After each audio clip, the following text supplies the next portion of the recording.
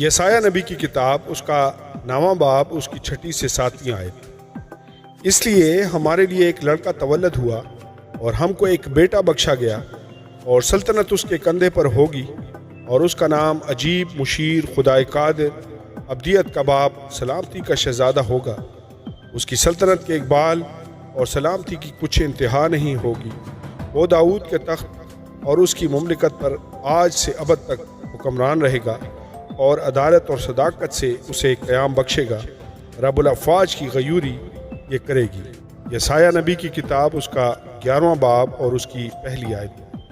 اور یسی کے تنے سے ایک پوپل نکلے گی، اور اس کی جڑوں سے ایک بارآور شاخ پیدا ہوگی، اور خداوند کی روح اس پر ٹھہرے گی، حکمت اور خرد کی روح، مصلحت اور قدرت کی روح، معرفت اور خداوند کے خوف کی روح۔ یرمیہ نبی کی کتاب اس کا 23واں باب اور اس کی 5 سے 6 آیات۔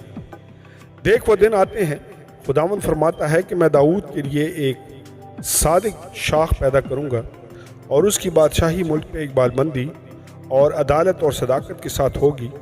اس کے ایام میں یہودا نجات پائے گا، اور اسرائیل سلامتی سے سکونت کرے گا، اور اس کا نام یہ رکھا جائے گا، خداوند ہماری صداقت۔ میکاہ نبی کی کتاب اس کا 5واں باب اور اس کی 2 آیت۔ لیکن اے بیت الحم افراطہ، اگرچہ تو یہودا کے ہزاروں میں شامل ہونے کے لیے چھوٹا ہے، تو بھی تجھ سے ایک شخص نکلے گا، اور میرے حضور اسرائیل کا حاکم ہوگا، اور اس کا مصدر زمانہ سابق، ہاں قدیم الایام سے ہے۔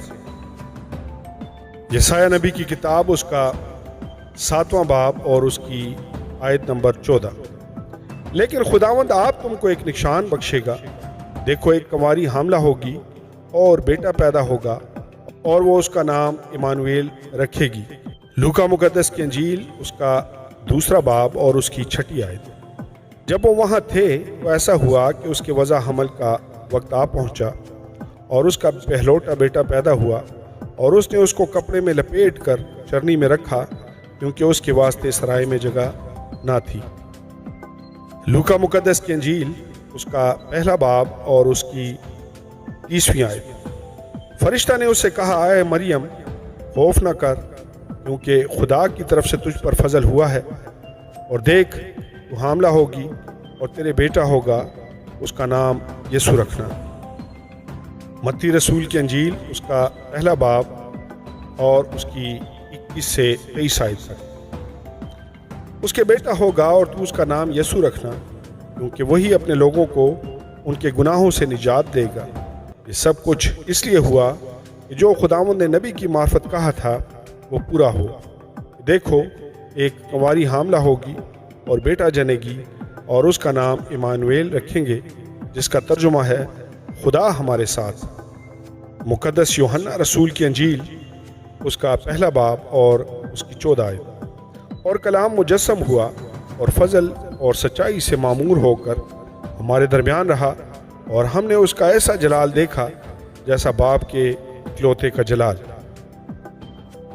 غلطیوں 4 باب اور اس کی 4 آیت۔ لیکن جب وقت پورا ہو گیا تو خدا نے اپنے بیٹے کو بھیجا، جو عورت سے پیدا ہوا اور شریعت کے ماتحت پیدا ہوا، تاکہ شریعت کے ماتحتوں کو مول لے کر چھڑا لے، اور ہم کو لے پالک ہونے کا درجہ ملے۔